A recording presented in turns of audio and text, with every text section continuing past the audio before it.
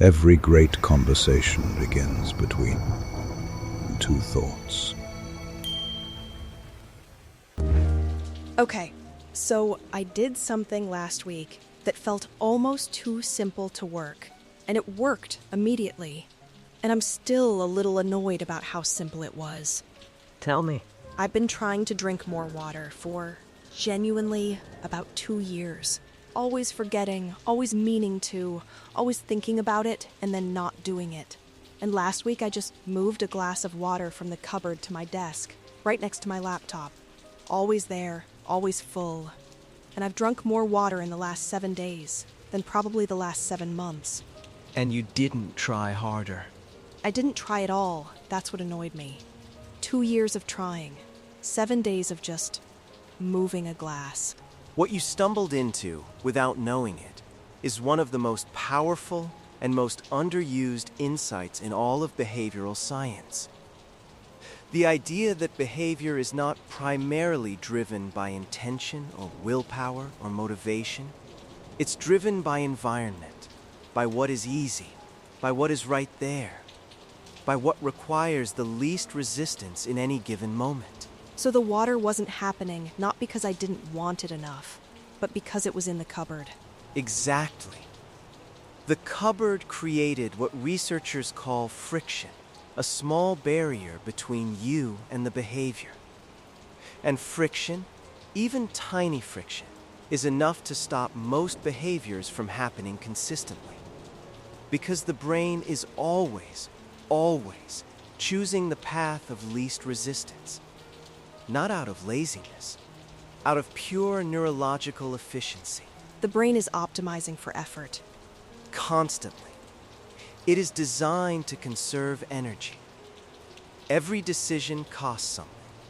Every moment of resistance costs something. And the brain, given a choice between two options, will almost always drift toward the one that requires less.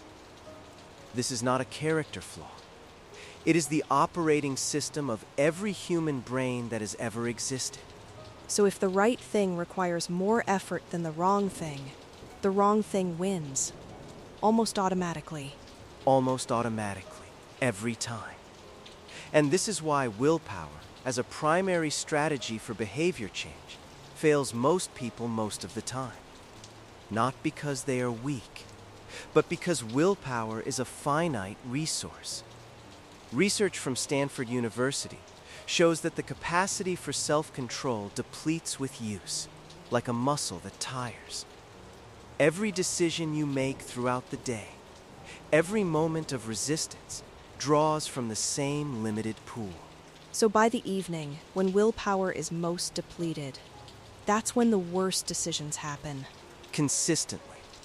Studies show that people make significantly poorer choices about food, about behavior, about impulse control later in the day. Not because they care less, because the resource is genuinely diminished. Judges give harsher sentences before lunch. Doctors prescribe more unnecessary antibiotics at the end of long shifts. The depletion is real and measurable and affects everyone. Which means relying on willpower is like trying to run a marathon on a battery that's already at 20%. And getting frustrated when you don't finish. The battery was never the problem. The strategy was. And B.J. Fogg, a behavioral scientist at Stanford, who has spent decades studying exactly this, made a discovery that changed how researchers think about habit and behavior entirely. He found that the most reliable predictor of whether someone does something consistently is not how motivated they are. It's how easy the behavior is to do. Not motivation. Ease. Ease. Accessibility. The absence of friction between the person and the behavior. Which means, and this is where it becomes genuinely exciting, you can design your environment to make the right behaviors so easy that they happen almost automatically, without decision, without effort, without needing to feel motivated at all. You engineer the behavior into your life rather than willing it in. Precisely. And the reverse is equally powerful. You can add friction to the behaviors you want to reduce, make them slightly harder, slightly less immediate, slightly less automatic, and watch them fade not through discipline, but through design. So the person who can't stop scrolling at night, instead of trying to have more willpower about their phone, they just put the phone in another room before bed. One physical barrier, one moment of added friction, and the behavior changes not because the person changed, but because the environment changed. Research on what's called the default effect shows this consistently. People overwhelmingly choose whatever option requires the least action, whatever is already in front of them, whatever is already set up. The default wins almost every time. So whoever sets the default controls the behavior. In most cases, yes. And most people have never consciously set their own defaults. Their environment was designed by habit, by accident, by other people's choices. The junk food is at eye level. The phone is on the bedside table. The gym bag is in the car boot, invisible and forgotten. The book is on a shelf behind a closed door. Everything is set up for the path of least resistance, just not the right path. Accidentally. And the extraordinary thing is, changing it requires almost no willpower at all. It requires one moment of deliberate design. Move the fruit to the counter. Put the phone charger outside the bedroom. Leave the book open on the pillow. Put the gym bag by the front door. These are not habits. They are not disciplines. They are environmental decisions made once, that then run automatically every day without further effort. One decision that replaces 1,000 future decisions. That's exactly how to think about it. Every time you design your environment well, you are making one decision that removes the need for thousands of willpower-dependent decisions in the future. You are essentially giving your future self a gift, a path of least resistance that actually leads somewhere worth going.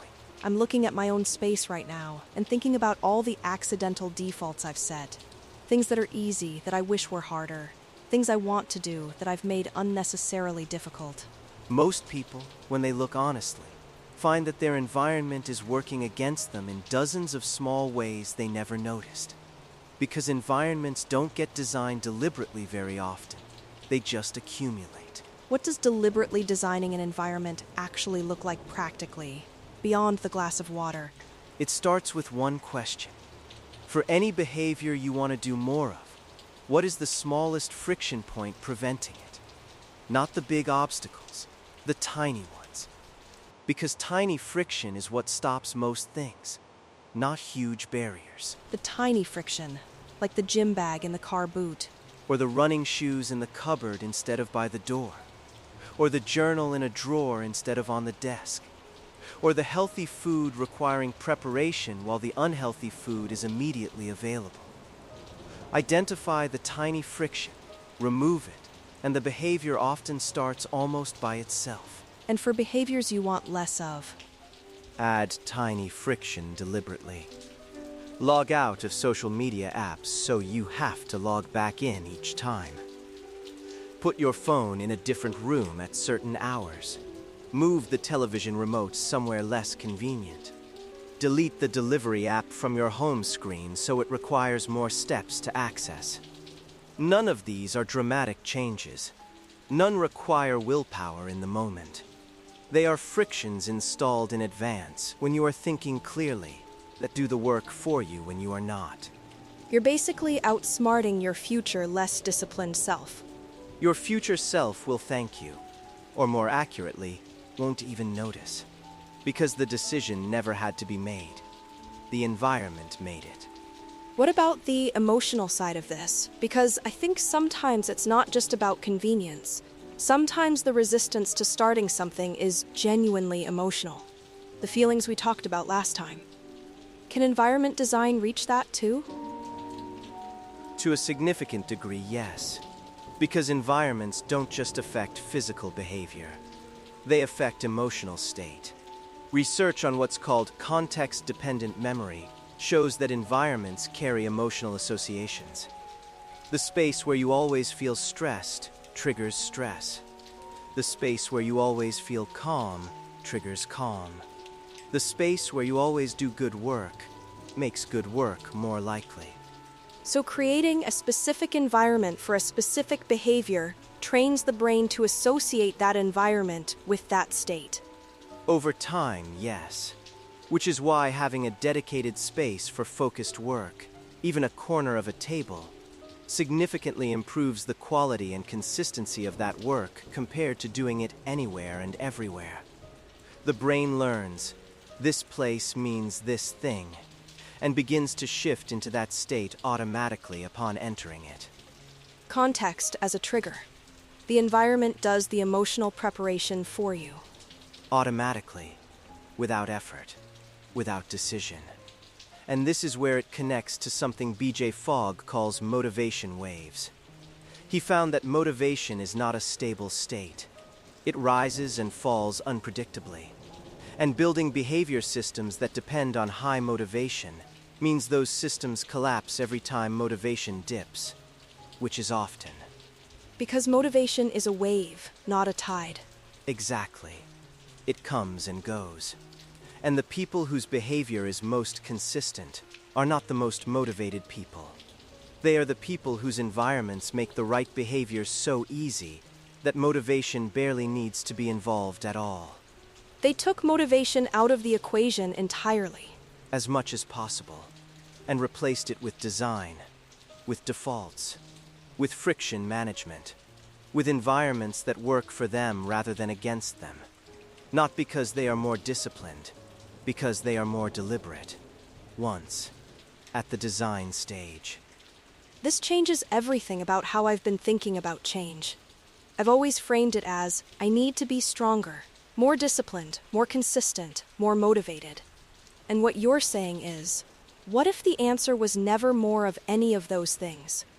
What if the answer was just a better arranged room? A better arranged life.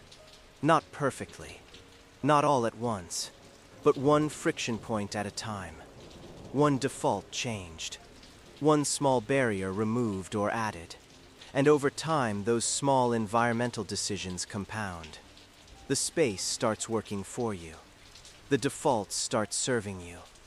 And the behaviors you wanted, that always felt like a struggle, start happening almost without noticing. Without noticing. That's the goal, isn't it?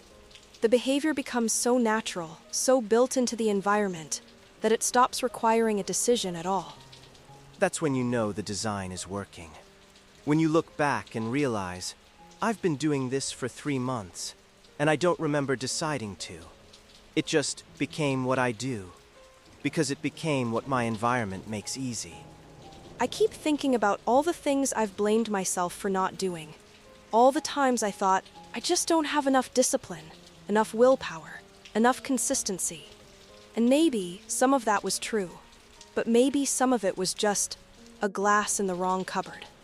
Most of it was probably just a glass in the wrong cupboard. And knowing that, really knowing it, should feel like relief. Not an excuse. Relief. Because a glass can be moved. An environment can be redesigned. A default can be changed. Those things are available to you right now, today, without needing to become a different person first. You don't have to change who you are, just where things are. Start there and watch who you become. Look at your space right now, whatever space you're in, and ask yourself, what is one thing that is too easy that you wish was harder? And what is one thing that is too hard that you wish was easier? Just one of each. And change those 2 things today. Not your habits, not your identity, not your discipline. Just the arrangement. And give it a week. You might be annoyed at how simple it turns out to be. You have been relying on willpower in a world designed to exhaust it. That was never a fair fight. Design your environment with intention, just once, and let it do the work every day after. The brain always follows the path of least resistance. Make sure that path leads somewhere worth going. Move the glass, change the default, design the life. One arrangement at a time. Thank you for being here with us today. If this shifted something, share it with someone who keeps blaming themselves for not being disciplined enough. They might just need a better arranged room. And our question before you go? What is one thing in your environment that is making the wrong behavior too easy or the right behavior too hard? Tell us in the comments. We read every single one. Always. Until next time. Stay curious, stay kind. And today, just move the glass.